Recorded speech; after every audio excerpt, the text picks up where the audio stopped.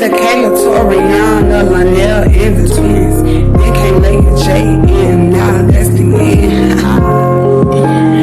Now that's the end. They can't lay a J in. Now that's the end. Family is always you with me. No matter what life brings, know that you can succeed. 'Cause we are family. Whenever life gets wrong, I'm there to build you up. I never will let go. That's just the mother's love. 'Cause we are family. No matter near or far, we'll never be apart. Whatever comes your way, mommy is here to stay. Tequila, Toriana, Lionel, and the twins. They can't lay a J in. Now that's the end. Hey guys, Happy New Year and welcome back to Tamaya's podcast. Thanks for tuning in to another episode. Now, about a week ago, I did make a post stating that my first podcast episode of this new year was going to be a Q&A episode, which is basically a question and answers episode. So, my friends, followers, etc. Were supposed to inbox me or text me any type of questions they wanted me to answer on my episode. A lot of questions I got were questions that I answered previously on my first Q&A video. Like, am I single? Yes, I've been single for almost 3 years. What's my zodiac sign? Scorpio. I don't think I had that question on the last episode, or the last video. It wasn't. I didn't even have a podcast at the time. But I'm Scorpio. I was born in 1990. I'm 33 years old. I didn't really get any like juicy type questions that I did not already speak of or answer previously. But I ended up getting one question. This topic is pretty deep, so it took me a while to respond or make this video responding to the question. I still don't even fully know if I want to talk about it, but it's something that happens often, and I feel like it's good to hear other people's testimony or story. Now, the question, to be exact, was, have you ever been in a domestic violence relationship or situation? Should I tell my story? Am I ready to talk about this? It happened a while back, but certain situations or certain events that you go through in life are just very traumatizing, so they're hard. They're hard to get through. They're hard to discuss. The answer is yes. Now, it happened years ago. It's been like 5-6 years. It was I won't even say a relationship, more like a situationship, a very unhealthy situationship. There's no need to even state the man's name. You know, none of that is even worth mentioning, but I see it so often, and I see all these videos or hear all these stories where women are really getting abused and killed by men, and it's so heartbreaking to me. Now, when I was going through my own situation, I really couldn't believe it. It just felt like something that happened, something that I see on a Lifetime movie.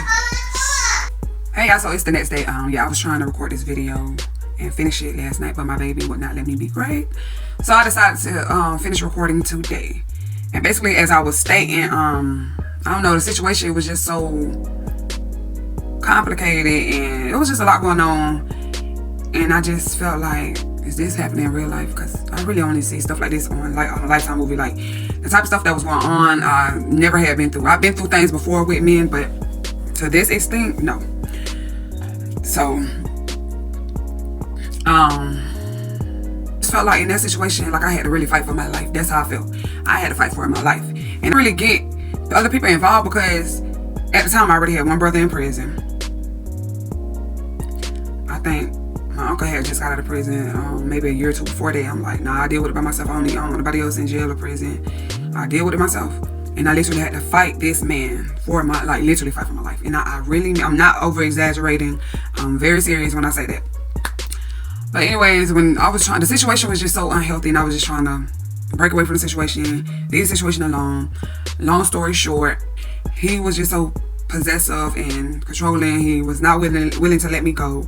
He would always send me threatening text messages. He was just psycho. That's just what it all boils down to. He was psycho, and like I said, he would always text me and send threatening messages, and it was one line he always said, and I always knew he was coming. He would always say, I could say, leave me alone, stay away from me, but whatever. He always say, see you soon, see you soon, like always. And mind you, I did, and I'm not even the type of person that like to get the police involved, but I had to get the police involved because he was coming through my window at night while me and my kids were asleep. Yes, and I lived upstairs. So I had to get a restraining order because he wouldn't stop. Even with the restraining order, he didn't stop. To him, that's just a piece of paper. That's all it really is. And I already knew that, but the purpose of me getting a restraining order and the purpose of me reporting everything every time he show up in my apartment complex or send a threatening message is to cover me. I prefer, or at that time, I preferred to leave a paper trail because it got to the point where I ain't gonna lie, I told the police, I'm gonna kill him before he kill me. But if it got to that point, they'll at least see, okay, she's been reporting that he's been harassing her. She's been constantly telling us or, informing us about what's going on. He won't leave her alone. He's coming through her window, all this and that and the third. So I just felt like that was for my protection. He didn't comply with the restraining order then, and I got to take matters into my own hand and protect myself and my kids. He didn't do nothing to my kids, but it's just a simple fact. It don't matter. You coming through my window at night while me and my kids in here sleep. You could have did anything to my kids. But anyways, yeah, I got a restraining order. I went to court. I had to do all of that because I take domestic violence serious. I take that very serious. No man should not be putting their hands on any woman. No woman shouldn't feel trapped. No woman shouldn't feel afraid or feel like she got to fight for her life against the man that's supposed to be her man, that's supposed to be loving and protecting her, but you're the one harming her. I take that stuff serious. I don't care what nobody say, oh, she the police, this and that. Baby, I did what I had to do to protect me. Because if I got to hurt this man, they'll see, okay, well, listen. She been reporting that he been harassing her. She's been reporting that he's been coming through her window and all of that. And he did it multiple times. He did it, he did it once and then he tried to do it again. I'm gonna say that. I'm gonna put it like that. Like I said previously, I did not really get my family involved, but I did mention it to my cousin. One day I was at her house, how he was sending me threatening messages saying he was gonna kill me. And a couple of days later, this man ended up in my apartment when I was asleep. I still don't know how he got in, but all I know is I was asleep. I had my bedroom door locked, and I heard a knock on my bedroom door, not my front door that you enter my home from, no, my bedroom door. When I opened the door, it was him. And all I could think of, oh, this man just told me he was gonna kill me. So I'm like, okay, I gotta fight for my life because I'm just gonna always have that. After going through that situation, I'm just gonna always have the mindset, well, I'm gonna kill him before he kill me.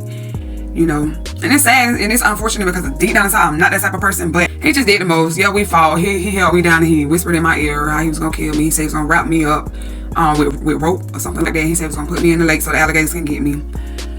And I remember kind of texting my cousin on the slide, the same cousin, the one that I mentioned to about him texting me, I text her, but it's like 3 o'clock in the morning, so I'm like, she not even gonna be up to even read these messages. But I text her like, he broke into my apartment, please send the police or whatever. She didn't text me back or nothing. She didn't respond, no nothing. So I'm like, man, she sleep. But like 20 minutes later, I heard a knock on the door. Mind you, it's like I said, it's like 3 o'clock in the morning. Knock on the door. I opened the door. It was her boyfriend, my cousin's boyfriend. And my cousin was downstairs on the phone. I think her boyfriend was like, where Maya at? And so I came to the door. And my cousin was downstairs talking to the police, directing them to my apartment units. The next thing you know, the boy, he just took off running. He ran and he jumped off the balcony, which he always do that. He did that like 3 times. He did it, I swear to God, like 3 times, jump off the balcony and haul ass. Okay. But he did that about 3 times. He always did. One thing about it, he's gonna run. So he did that like 3 times, as far as running through my apartment, jumping off the balcony and running. So, because when my cousin was downstairs, the police was pulling in, so she was trying to tell them this apartment or whatnot. So he left. Of course, it didn't stop there. And I think at that point, I had a restraining order on him, and he just kept coming. But, so, the messages kept coming, the threats, the this, that, and the third. Oh God, I refuse to let you go, this, that, whatever. And to be quite honest with you, from that point on, from the point of him breaking in my house while me and my kids sleep, I was not comfortable in my apartment no more. I could not sleep at nighttime. Because any little sound I would hear, I would think it's him. Like, I was traumatized. So it got to the point where I did not sleep at night. I used to just kind of sleep during the day because he's not going to come during the day. He's going to come at nighttime where it's dark outside, where there's nobody outside. That's when he's going to come. He's not going to come during the day. So I would try to sleep during the day and I would be up at nighttime. Now, second situation. He texted me, and yes, I used to block his number, but he'll text me off of fake numbers, like, you know, the little apps on the phone. He'll just keep getting new numbers texting me. Second situation, he said, see you soon. You already know. Once he say that, or I already know, once he say that he's coming. So I stayed up. I put my kids to sleep. I stayed awake. I did not lay down in my room. I laid on my couch. And yeah, I had weapons on me, of course, just in case. But I heard I dozed off. I was tired. I dozed off, but I kept waking back up because, like I said, I was traumatized, so I could not fully sleep at nighttime. Like, if I doze off and I hear a sound, I wake back up. I got to the point where I couldn't fully rest at night. So I was on the couch, I dozed off, but I heard the sound, so I got up. And the next thing you know, I saw a hand come through my kitchen window. Now, my kitchen window, there's no stairs near it. There are no stairs nearby the kitchen window at all. Or the apartment I used to live in, but there's no stairs that leads to that window. There's no stairs on the side of the building that the kitchen is on at all. So anyways, I saw a hand coming through my window. I heard the sound I heard, it must have been him lifting up my window. And next thing you know, I see the curtains go to the side, and I seen a hand come through the window like this. So I jumped up, and then I guess he must have heard me jump up because he left. He just got down and left. But who else could it be? I know it's you. You said see you soon. That's your favorite line when you're coming. I already know it was him. So I called my mama. I called the police. The police got there first, and I'm talking to the police. Then my mama walking in, and she lights a chair at the back window. So he must have took somebody's chair off their porch, like one of my neighbors' chairs off their porch, and put it by my downstairs neighbor kitchen window, and found a way to somehow I still don't see really how he did it, because even if he stood up in the chair, I just feel like the window was still kind of high up. Like, he still wouldn't be able to climb in the chair and still be able to reach my window. But that just goes to show you, somebody is possessed and psycho, they just gonna find a way. They're gonna find a way. But anyways, so my mom said it was a chair outside the window downstairs near my window, and I was just so angry and frustrated and tired, and I told the police, like, he won't leave me alone. He won't leave me alone. And regardless of this restraining order, I'm telling you, I'll kill him before I let him kill me. Period. Of course, that didn't stop. It still kept going on and on and on and on. It kept going on and on and on. It didn't stop. I had to go to court and tell the judge, like, listen, I told everybody, I'm gonna do whatever it takes to protect myself. This man keep harassing me and stalking me. It ain't like it's just a little situation, or we get into a little fight or whatever. Yes, no man shouldn't put their hands on no woman, but I wouldn't even take it that far to go to court about something like that. But when it's a situation where I'm not comfortable in my own home, and a man is coming through my window, and I don't know what he could have possibly done to my kids while me and my kids were asleep, no, you cross the line. So I don't know. It's just, and I'm over the situation. Like I said, it was like 5-6 years ago.